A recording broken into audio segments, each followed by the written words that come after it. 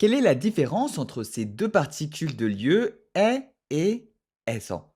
Eh bien, effectivement, ces deux particules sont des particules de lieu, mais elles vont s'utiliser de manière différente.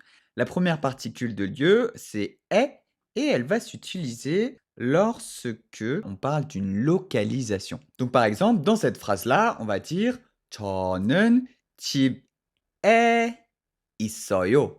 Je suis à la maison. Donc ici, dans cette phrase, on utilise est pour indiquer une localisation. Ensuite, si on revient à notre particule 에서, eh bien pour cette particule-là, on va l'utiliser lorsqu'il y a une action qui se passe dans un lieu. Prenons un autre exemple. 저는 집에서 먹어요. Ici, dans cette phrase-là, c'est je mange à la maison. Il y a une action. Le fait de manger, c'est une action.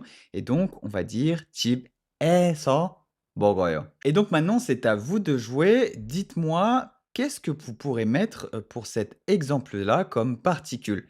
저는 학교 공부해요. J'étudie à l'école. Donc pour information, 학교, ça veut dire l'école et 공부해요, ça veut dire étudier. Et donc, quelle particule de lieu vous mettez entre est et eso? Mettez-moi votre réponse dans les commentaires.